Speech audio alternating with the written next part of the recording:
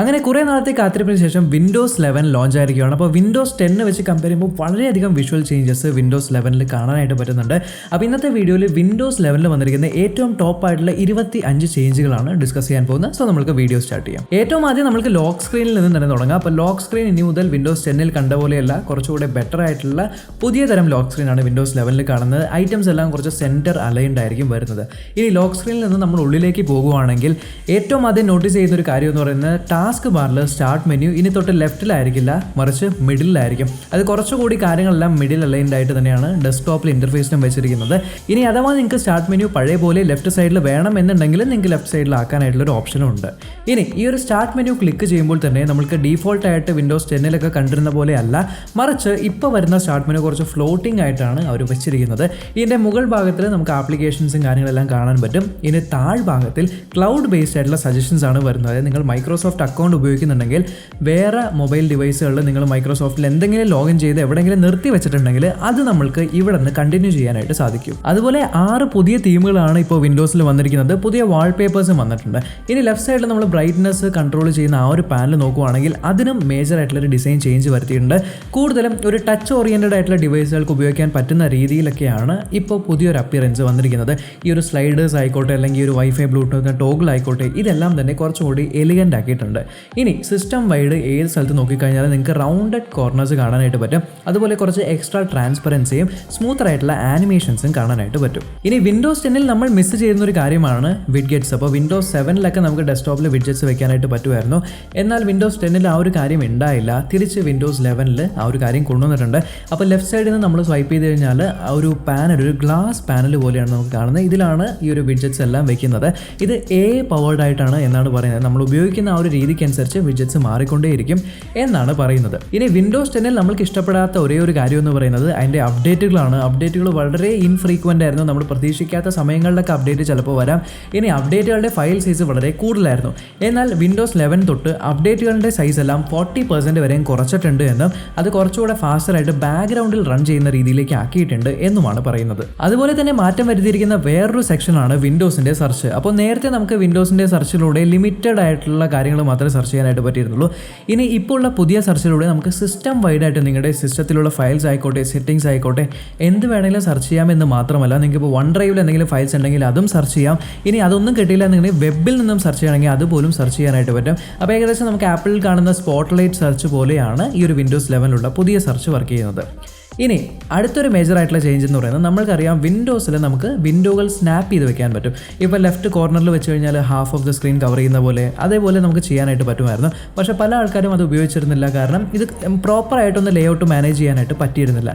എന്നാൽ വിൻഡോസ് 11 പുതിയൊരു ലേ out system കൊണ്ടുവന്നിട്ടുണ്ട്. അതായത് നമ്മളിപ്പോൾ സ്നാപ്പ് ചെയ്യുന്ന സമയത്ത് നമ്മൾക്ക് ഏത് രീതിയിലാണ് വിൻഡോസുകൾ അറേഞ്ച് ചെയ്ത് വെക്കേണ്ടത് എന്നുള്ള കാര്യം ഈ ഒരു ടെംപ്ലേറ്റിൽ നിന്ന് നമുക്ക് സെലക്ട് ചെയ്യാനായിട്ട് പറ്റും. ഇപ്പോൾ ഈ ഒരു ടെംപ്ലേറ്റ് വെച്ചിട്ട് നമുക്ക് ഏത് ആപ്ലിക്കേഷൻ ഏത് സൈഡിലാണ് വരേണ്ടത് എന്നുള്ള കാര്യമെല്ലാം വളരെ നീറ്റായിട്ട് അറേഞ്ച് ചെയ്യാനായിട്ട് പറ്റും. ഇനി അഥവാ നിങ്ങളിങ്ങനെ അറേഞ്ച് ചെയ്തതിന് ശേഷം നിങ്ങളൊരു പ്രൊജക്ടറൊക്കെ വയ്ക്കുവാണെങ്കിൽ ആ ഒരു സെക്കൻഡ് സ്ക്രീനിൽ നിങ്ങൾക്ക് വേറെ കാര്യങ്ങളാണ് അറേഞ്ച് ചെയ്ത് വെക്കുന്നത്.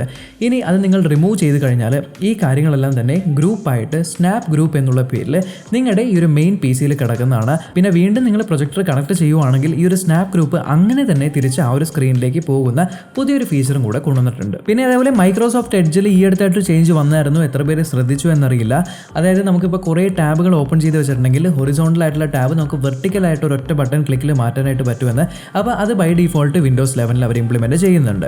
ഇനി അടുത്ത മേജർ ചേഞ്ച് എന്ന് പറയുന്നത് നമുക്ക് ഡെസ്ക്ടോപ്പുകൾ വിൻഡോസ് 10 വെക്കാനായിട്ട് പറ്റിയിരുന്നു. പക്ഷേ കുറേ ആൾക്കാർ ഡെസ്ക്ടോപ്പുകളും ടൈം ലൈൻസും ഒന്നും യൂസ് ചെയ്യുന്നില്ല. അപ്പോൾ അത് കുറച്ചുകൂടി കുറച്ചുകൂടി ക്ലീനർ ആക്കിയിട്ട് നമുക്ക് പുതിയ തരം ഡെസ്ക്ടോപ്പ് എക്സ്പീരിയൻസ്, ഇപ്പോൾ ഗെയിമിങ്ങിനൊരു ഡെസ്ക്ടോപ്പ്, ഓഫീസിനൊരു ഡെസ്ക്ടോപ്പ്, അതേപോലെ വർക്കിനൊരു ഡെസ്ക്ടോപ്പ്, ഹോമിനൊരു ഡെസ്ക്ടോപ്പ്, അങ്ങനെ പല ഡെസ്ക്ടോപ്പുകൾ നമുക്ക് സെറ്റ് ചെയ്യാനായിട്ട് പറ്റുന്നുണ്ട്. ഇനി അടുത്ത മേജർ ചേഞ്ച് വന്നിരിക്കുന്നത് ഇപ്പോൾ നിങ്ങളുടെ ഈ ഒരു 2-in-1 ഡിവൈസ് ആണ് ഉപയോഗിക്കുന്നത്. അതായത് നിങ്ങൾക്ക് ടച്ച് സ്ക്രീനും കൂടി ഉള്ളൊരു ലാപ്ടോപ്പാണ് ഉപയോഗിക്കുന്നതെങ്കിൽ ടച്ച് സ്ക്രീൻ മാത്രമായിട്ട് ഉപയോഗിക്കുമ്പോൾ നോർമൽ വിൻഡോസിൽ മൗസിൻ്റെ ആ ഒരു അഡ്വാൻറ്റേജ് കാരണം നമുക്ക് ടച്ച് ഉപയോഗിക്കുമ്പോൾ കുറച്ച് പ്രശ്നമായിട്ട് തോന്നും, ചില ബട്ടൺസും ഐക്കൺസിൻ്റെ സ്പേസിംഗ് എല്ലാം. അപ്പോൾ അതെല്ലാം കുറച്ചുകൂടെ മെച്ചപ്പെടുത്തിയിട്ട് ടച്ച് ഇൻപുട്ടാണ് ഉപയോഗിക്കുന്നതെങ്കിൽ കുറച്ചുകൂടി എക്സ്ട്രാ പാഡിങ്ങും കുറച്ചുകൂടി യൂസർ ഫ്രണ്ട്ലിയും ആക്കി അഡാപ്റ്റീവ് സ്ക്രീൻ എന്നുള്ള രീതിയിൽ മാറ്റിയിട്ടുണ്ട്. ഇനി അതേപോലെ ടച്ച് സ്ക്രീനുകളോടനുബന്ധിച്ച് ജെസ്ചർ കൺട്രോൾസും ടച്ച് സ്ക്രീനുകളിൽ കൊണ്ടുവന്നിട്ടുണ്ട്. ഇനി ടച്ച് സ്ക്രീനുകളിൽ ഇൻപുട്ട് മോഡ് വളരെ പ്രശ്നമായിരുന്നു. അപ്പോൾ ആ ഒരു കാര്യം പരിഹരിച്ച് കുറച്ചുകൂടെ ബെറ്റർ ആയിട്ടുള്ള ഓൺ സ്ക്രീൻ കീബോർഡും അതേപോലെ നല്ല രീതിയിലുള്ള വോയിസ് ടൈപ്പിങ്ങും കൊണ്ടുവന്നിട്ടുണ്ട്. ഇനി ഈ ഒരു പാൻഡമിക്കിൻ്റെ സമയത്ത് ഏറ്റവും കൂടുതൽ ആൾക്കാർ കണക്ട് ചെയ്യാനായിട്ട് ഒഫീഷ്യലായിട്ട് പേഴ്സണലായിട്ട് യൂസ് ചെയ്യുന്ന ഒരു ആപ്ലിക്കേഷനാണ് ടീംസ്. അപ്പോൾ ടീംസിന് ഇത്രയധികം പോപ്പുലാരിറ്റി ഗെയിൻ ചെയ്തുകൊണ്ട് ഈ ഒരു ടീംസും കൂടെ അവർ വിൻഡോസ് 11 ബൈ ഡിഫോൾട്ട് ഇൻറ്റഗ്രേറ്റ് ചെയ്തിട്ടുണ്ട്. അതുകൊണ്ട് ഡയറക്റ്റ് നമുക്ക് ടാസ്ക് ബാറിൽ നിന്നും ടീംസിൽ കോൾ ചെയ്യാനായിട്ടോ അല്ലെങ്കിൽ മെസ്സേജ് അയക്കാനായിട്ടോ സാധിക്കും. ഇനി എൻ്റർടൈൻമെൻറ്റ് സെക്ഷനിലേക്ക് വരുവാണെങ്കിൽ ഇനി തൊട്ട് എൻ്റർടൈൻമെൻറ്റ് പേജിൽ നിങ്ങൾക്ക് വിവിധ OTT പ്ലാറ്റ്ഫോമുകളിലുള്ള ഷോസും മൂവീസും എല്ലാം തന്നെ നിങ്ങൾക്ക് ഒറ്റ സ്ക്രീനിൽ കാണാനായിട്ട് പറ്റുമെന്നുള്ളതാണ്. ഇനി ഗെയിമിങ്ങിൻ്റെ ഭാഗത്തേക്ക് വരുമ്പോൾ ഗെയിമിങ്ങിൽ വളരെ വലിയൊരു മാറ്റമാണ് കൊണ്ടുവന്നിരിക്കുന്നത്. ഓട്ടോ HDR എന്ന് പറഞ്ഞൊരു ഫീച്ചർ കൊണ്ടുവന്നിട്ടുണ്ട്. ഈ ഒരു ഫീച്ചർ വഴി ഗെയിംസ് കുറച്ചുകൂടെ ബെറ്റർ എൻഹാൻസ് ചെയ്ത് കുറച്ചുകൂടെ നല്ല ലൈറ്റിങ്ങും കുറച്ചുകൂടെ കളേഴ്സും എല്ലാം കൊണ്ടുവരാനായിട്ട് സാധിക്കും. ഇനി അതേപോലെ ഗെയിമിങ്ങിൽ ഡയറക്റ്റ് സ്റ്റോറേജ് എന്ന് പറഞ്ഞ പുതിയൊരു കാര്യം കൂടെ കൊണ്ടുവന്നിട്ടുണ്ട്. അതായത് ഇനി അതേപോലെ ഗെയിമിങ്ങിൽ ഡയറക്റ്റ് സ്റ്റോറേജ് എന്ന് പറഞ്ഞ പുതിയൊരു കാര്യം കൂടെ കൊണ്ടുവന്നിട്ടുണ്ട്. അപ്പോൾ അതിലൂടെ ഗെയിമുകളെല്ലാം ഇനി വളരെ ഫാസ്റ്റ് ആയിട്ട് റെൻഡർ ചെയ്യാൻ പറ്റുമെന്നും ഇനി എക്സ്ബോക്സിൻ്റെ ഗെയിം പാസ് ഈ ഒരു വിൻഡോസ് 11ലേക്കും കൊണ്ടുവന്നിട്ടുണ്ട്. അതുകൊണ്ട് എക്സ്ബോക്സിലുള്ള ഗെയിംസ് എല്ലാം നിങ്ങൾക്ക് ഇനി വിൻഡോസിലും കളിക്കാനായിട്ട് പറ്റും. ഒരൊറ്റ മെമ്പർഷിപ്പ് വഴി നിങ്ങൾക്ക് ഏതൊരു ഗെയിമും ഫ്രീ ആയിട്ട് ഈ ഒരു മെമ്പർഷിപ്പ് ഫീസിലൂടെ മാത്രം ഏത് ഗെയിമും നിങ്ങൾക്ക് കളിക്കാനായിട്ട് പറ്റും. അപ്പോൾ ഇതൊക്കെ വലിയ വലിയ ചേഞ്ചുകളാണെങ്കിലും വിൻഡോസ് 11 നമ്മൾ പ്രതീക്ഷിക്കാതെ കൊണ്ടുവന്ന ഒരു മേജർ ചേഞ്ചാണ്. ഇനി മുതൽ വിൻഡോസ് 11 ലാപ്ടോപ്പുകൾ അല്ലെങ്കിൽ ഡെസ്ക്ടോപ്പുകളിൽ നിങ്ങൾക്ക് ആൻഡ്രോയിഡ് ആപ്ലിക്കേഷൻസ് റണ്ണ് ചെയ്യാൻ പറ്റും എന്നുള്ളതാണ്. കുറേ നാളായിട്ട് നമ്മൾ കാത്തിരുന്ന ഒരു കാര്യമാണ്. വിൻഡോസ് ഫോൺ പോയത് തന്നെ ഈ ഒരു ആൻഡ്രോയിഡ് ആപ്ലിക്കേഷൻ അല്ലെങ്കിൽ വിൻഡോസിന് ഡെഡിക്കേറ്റഡ് ആയിട്ടുള്ള ആപ്ലിക്കേഷൻസ് റൺ ചെയ്യാനായിട്ടുള്ള ഡെവലപ്മെൻറ്റ് എൻവയോൺമെൻറ്റ് ഉണ്ടായില്ല എന്നുള്ളത് കൊണ്ടാണ്.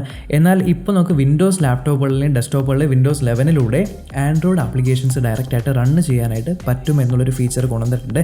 ഇനി ഇതെങ്ങനെയാണ് കൊണ്ടുവന്നിരിക്കുന്നത് വെച്ചാൽ മൈക്രോസോഫ്റ്റ് സ്റ്റോറിൽ തന്നെയാണ്. പക്ഷേ ഇവർ ആമസോൺ ആപ്പ് സ്റ്റോറായിട്ട് കൊളാബറേറ്റ് ചെയ്തിട്ടുണ്ട്. അപ്പോൾ ഇനി മുതൽ ആമസോൺ ആപ്പ് സ്റ്റോറിൽ അവൈലബിൾ ആയിട്ടുള്ള എല്ലാ ആൻഡ്രോയിഡ് ആപ്ലിക്കേഷൻസും നമുക്ക് വിൻഡോസ് ഉപയോഗിക്കുന്ന PC അല്ലെങ്കിൽ ലാപ്ടോപ്പ് അല്ലെങ്കിൽ 2-in-1 സുഖമായിട്ട് യൂസ് ചെയ്യാനായിട്ട് പറ്റും. ഇനി ഈ പറഞ്ഞ കാര്യങ്ങളെല്ലാം തന്നെ വിൻഡോസ് ഒരു ഫ്രീ അപ്ഗ്രേഡ് ആയിട്ടാണ് തരുന്നത്.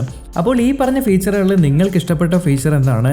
ഇങ്ങനെ വിൻഡോസ് പോയി കഴിഞ്ഞാൽ ഇനി അധികം വൈകാതെ വിൻഡോസിൻ്റെ ഭാഗത്തുനിന്ന് സ്വന്തമായിട്ടുള്ളൊരു ടാബോ അല്ലെങ്കിൽ ഫോണോ വരാനായിട്ട് സാധ്യതയുണ്ടോ എന്നുള്ള കാര്യങ്ങളെല്ലാം കമൻറ്റ് ബോക്സിലൂടെ അറിയിക്കുക. ഈ ഒരു വീഡിയോ നിങ്ങൾക്ക് ഇൻഫർമേറ്റീവായിട്ട് തോന്നി ഉറപ്പായിട്ടും ചാനൽ ചെക്ക് ചെയ്യാനും ഇതുവരെ സബ്സ്ക്രൈബ് ചെയ്തിട്ടില്ല അല്ലെങ്കിൽ സബ്സ്ക്രൈബ് ചെയ്യാനും തൊട്ട് സൈഡിലെ ബെല്ലൈക്കൺ ക്ലിക്ക് ചെയ്ത് ഓൺ നോട്ടിഫിക്കേഷൻ എനേബിൾ ചെയ്യാനും മറക്കണ്ട.